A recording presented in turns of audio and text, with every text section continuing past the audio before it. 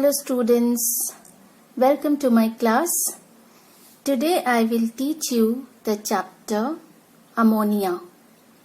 In this video, I will elucidate the study of the compound ammonia, where the topics that I will deal will be forms of ammonia, general method of preparation, laboratory method of preparation, preparation of aqueous ammonia, Haber's process, physical and chemical properties, tests and uses of ammonia.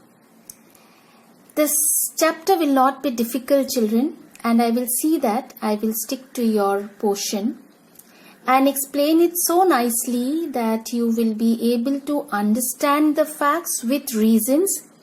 And also I will take care that you will be able to answer the question answers as well. I will be discussing the question forms also in my video, as I always do. So children, please like, share and subscribe my channel. And now let's begin with ammonia. The molecular formula is NH3, you all know. The relative molecular mass 17. How? Nitrogen 14. 3 into 1 is 3. 14 plus 3 is 17. And the bonding is, nitrogen's atomic number is 7. So the electronic configuration is 2, 5. 5 means it will need 3 more to complete its octet.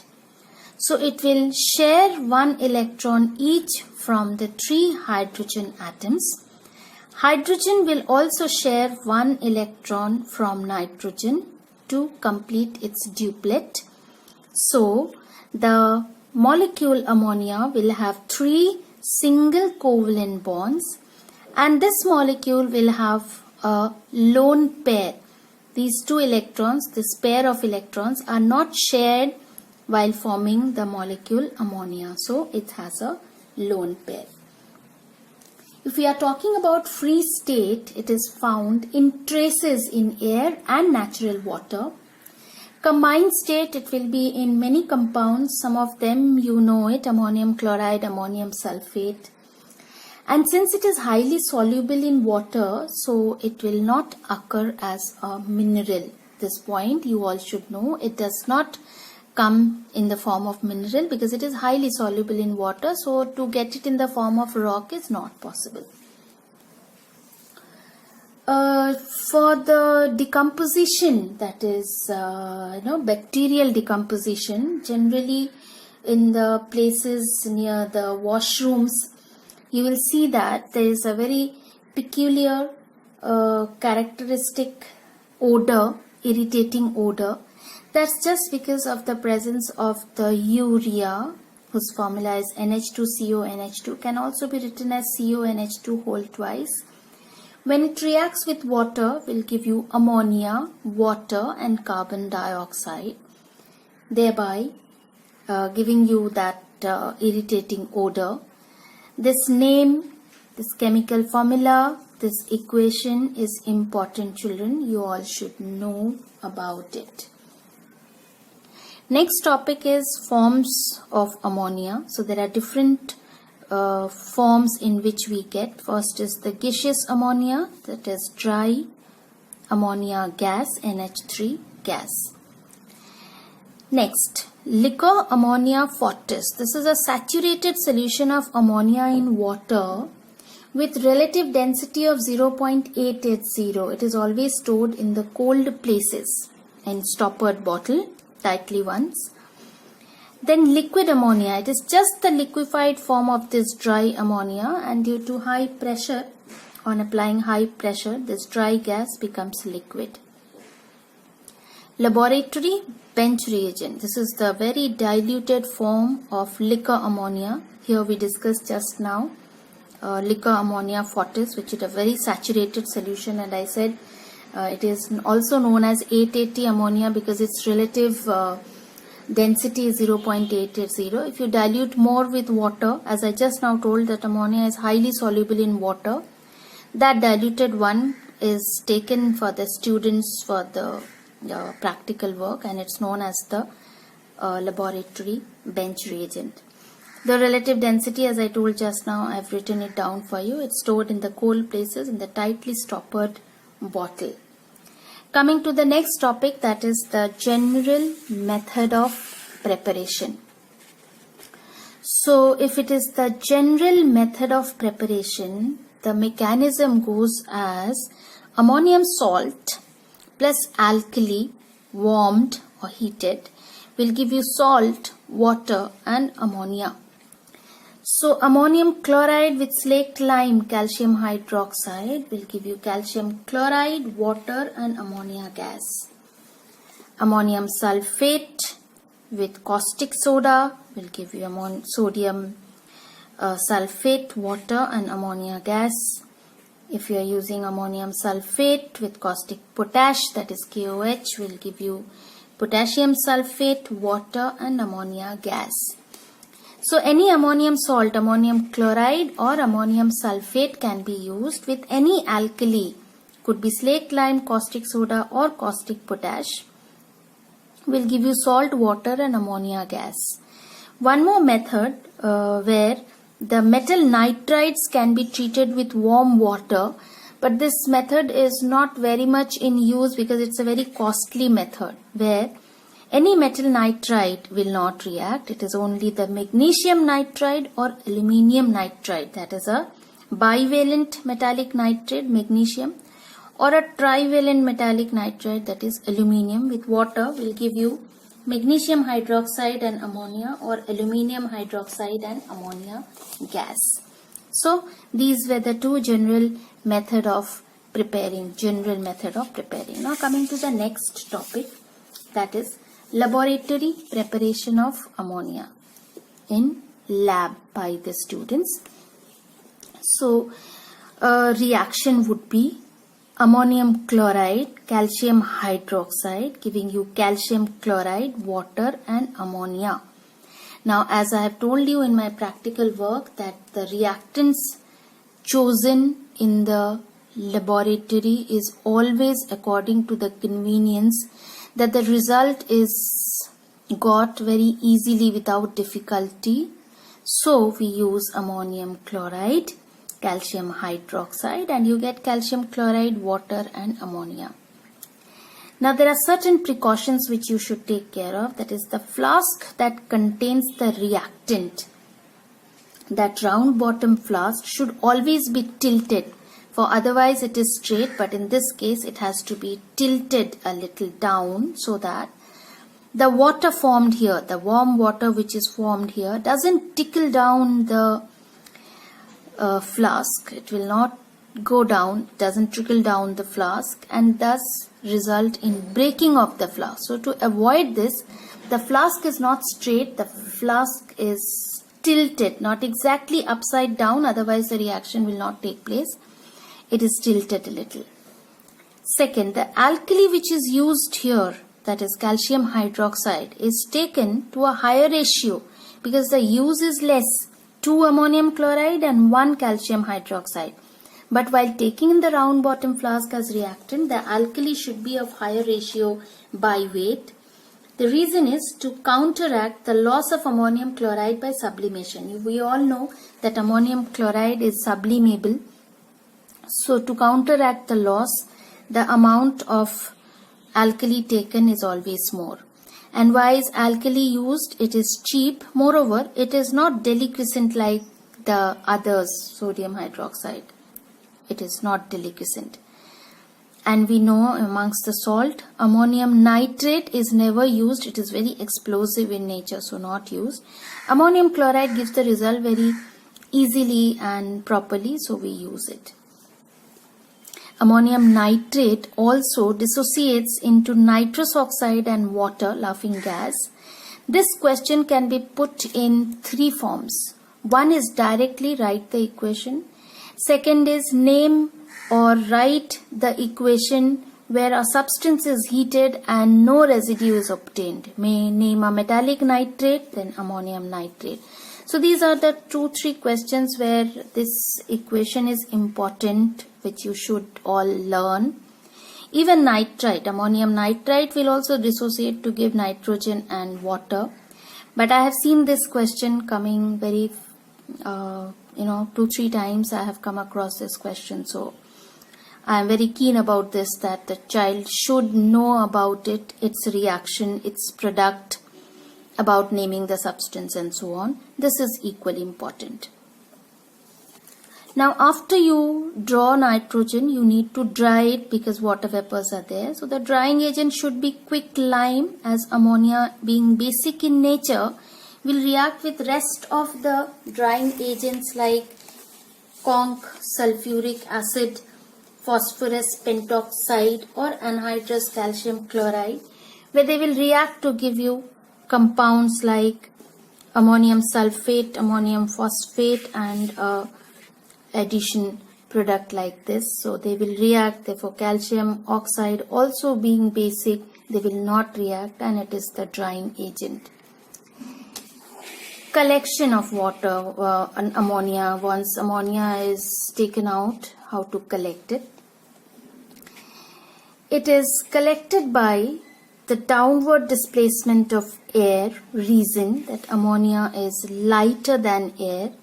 And it is not collected over water because we told just now, twice we discussed that it is highly soluble in water, so it cannot be collected over water.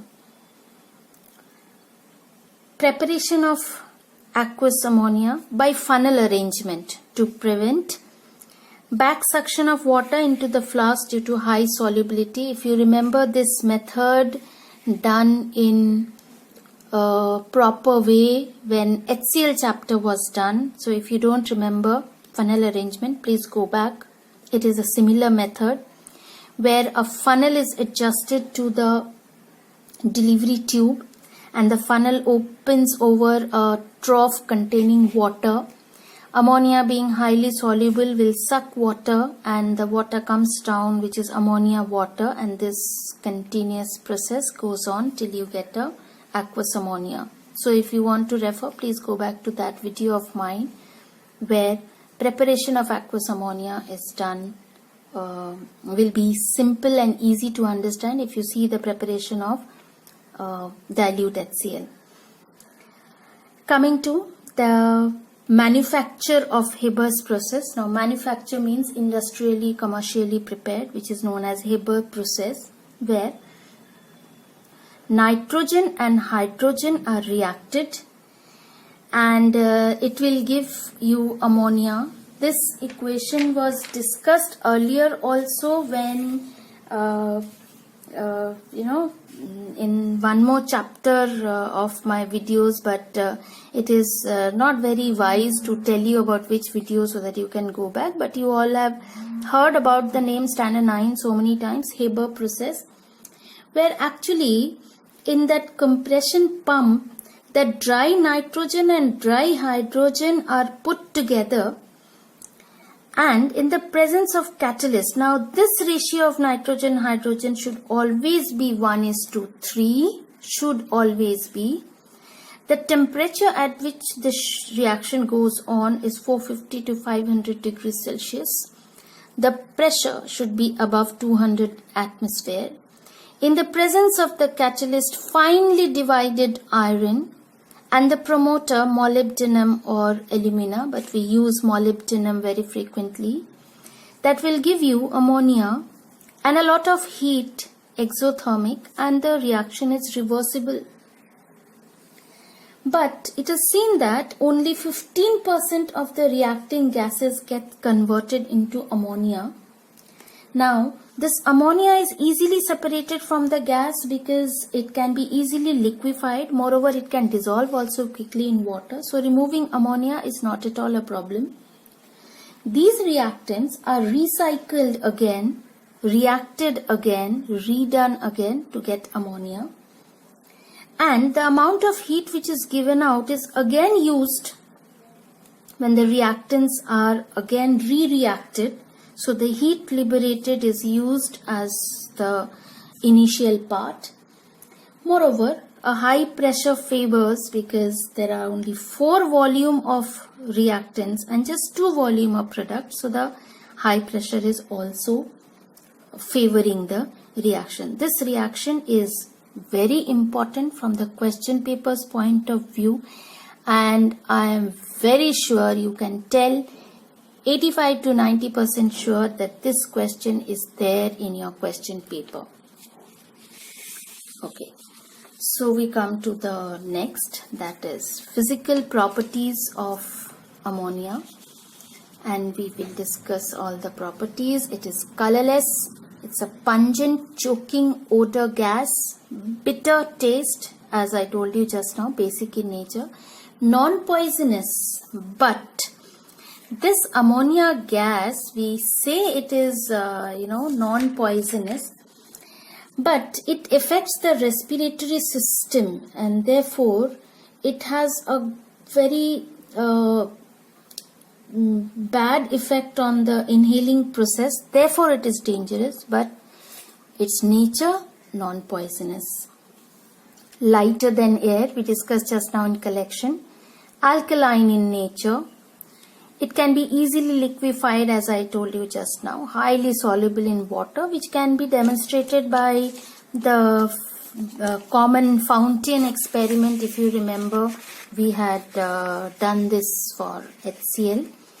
In this case, the round bottom flask is inverted and kept, that the end jet tube enters and it ends into a trough where red litmus solution is kept. There's another dropper also which gets into the airtight rubber stopper containing water.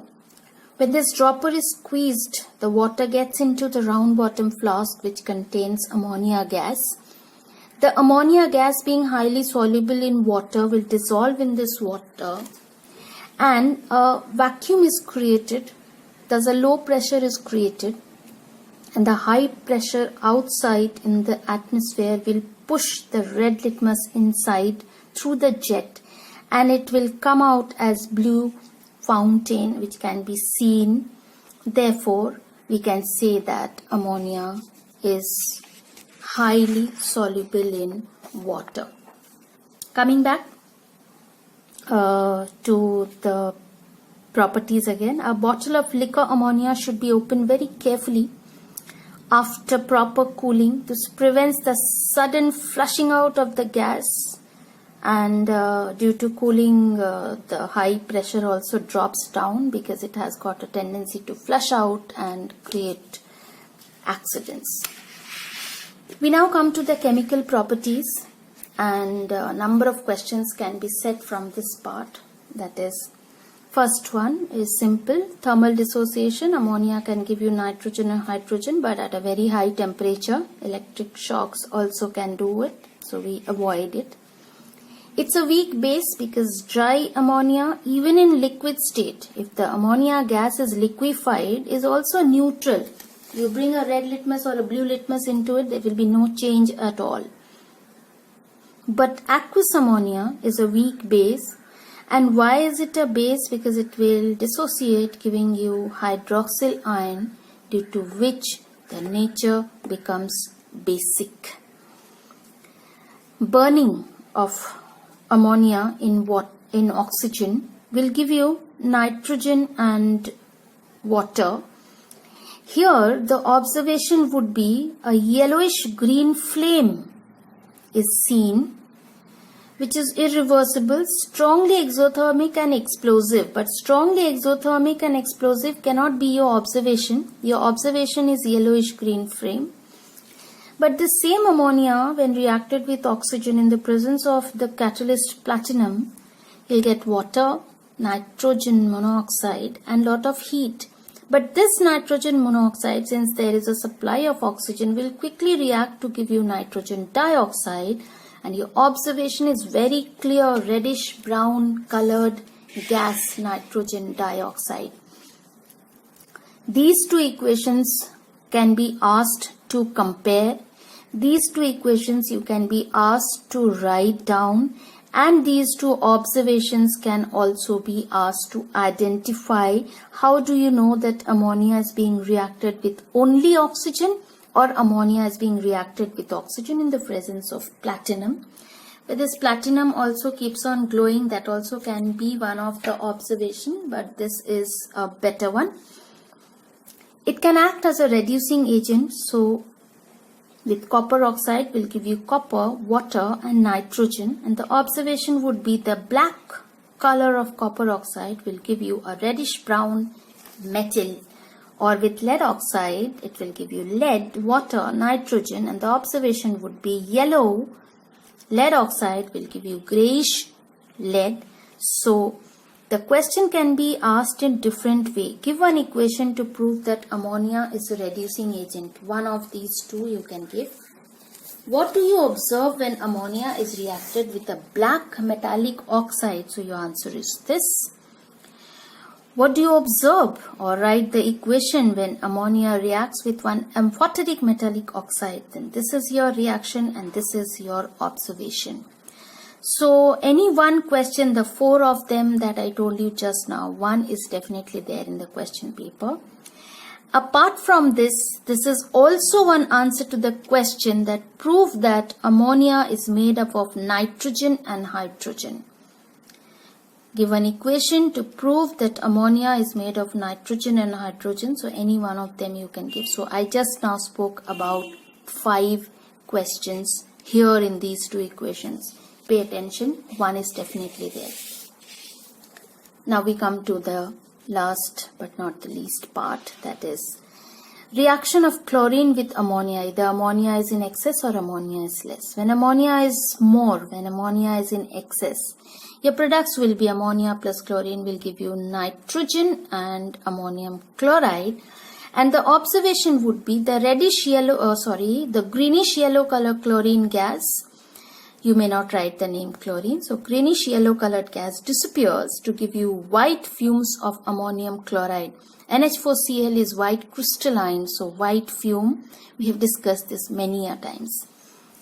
And the same reaction when ammonia is less, that means the chlorine in excess, you get hydrogen chloride and nitrogen trichloride. So the observation is a yellow liquid, this one is a yellow liquid, and it is highly explosive. So observation is basically no color change here, so we have to write about this. With acid, they give a combination reaction, HCl, ammonium chloride, ammonium nitrate, ammonium sulfate. So simple equations. It is soluble with metal salts. We have done in detail about all the observations, all the equations, all the differencing questions we have done in the analytical chapter. If you really want it, repeat the video again and check. Now there are some it can be used as an important laboratory reagent which we were talking about. It can be used in the manufacture of the nitrogenous fertilizers, in explosives, then in so many compounds, in synthetic material, and few more are there in your text point wise. Please go through them. And for tests, we have done this just recently in the practical work, that you can test them with the Nessler's reagent or with the glass rod dipped in conch HCl, and we have done that in our practical work video. There are some questions which I have noted down here. I will read it to them. See that you get the answers. If you don't, you can ask me in the comment section. It goes as, name a salt produced by an acid gas and a basic gas. Next, name an amphoteric oxide reduced by a basic gas. I think I discussed just now. Give a chemical equation where ammonia turns to brown gas. Distinguish between sodium sulfate and ammonium sulfate. What do you observe when ammonium hydroxide is added to copper sulfate solution? Next, name 2 gases used to study fountain experiment. Try out with some of these questions. Go through the video once again, read the chapter, solve the questions given in the exercise, all the questions given in the exercise. Try out the 10 years question paper. I'm sure you will be able to answer everything, and I am pretty sure you are liking my video. So children, please like, share and subscribe my channel. Hit the bell icon so that you are notified about my next video.